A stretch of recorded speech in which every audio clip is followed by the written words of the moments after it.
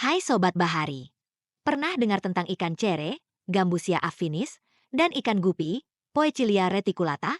Ikan cere dan ikan gupi dikenal sebagai pemakan jentik nyamuk. Tapi apakah mereka benar-benar baik untuk lingkungan kita? Ikan-ikan tersebut dibawa oleh Belanda ke Indonesia untuk membasmi jentik nyamuk. Ikan gupi masuk ke Indonesia pada tahun 1920, sedangkan ikan cere masuk ke Indonesia pada tahun 1929. Ikan cere dan ikan gupi bisa memakan ratusan jentik nyamuk dalam sehari. Makanya, mereka sering digunakan di berbagai program pengendalian biologis nyamuk. Tapi, tahukah kamu?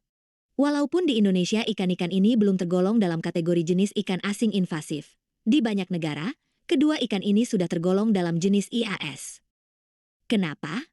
Karena mereka cepat berkembang biak, agresif dan rakus memakan telur dan larva ikan lainnya. Sifat rakusnya itu bisa mengganggu ikan lokal yang dapat mengakibatkan rusaknya keseimbangan ekosistem di perairan. Jadi, meski bermanfaat, penggunaannya perlu diawasi. Jangan sembarangan melepas ikan ini ke alam bebas ya. Ikan cere dan gupi bisa jadi pahlawan, asalkan kita gunakan dengan bijak. Yuk, lindungi kesehatan dan lingkungan secara bersamaan.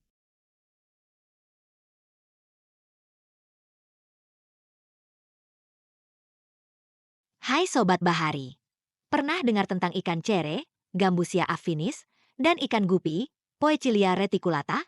Ikan cere dan ikan gupi dikenal sebagai pemakan jentik nyamuk.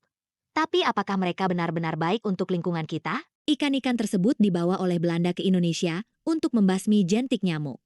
Ikan gupi masuk ke Indonesia pada tahun 1920, sedangkan ikan cere masuk ke Indonesia pada tahun 1929. Ikan cere dan ikan gupi bisa memakan ratusan jentik nyamuk dalam sehari.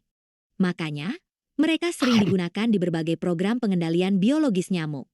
Tapi, tahukah kamu?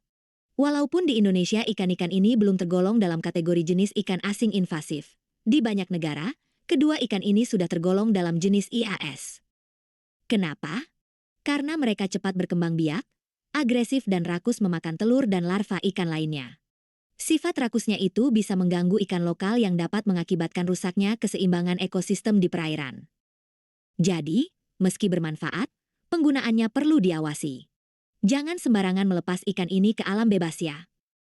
Ikan cere dan gupi bisa jadi pahlawan, asalkan kita gunakan dengan bijak. Yuk, lindungi kesehatan dan lingkungan secara bersamaan.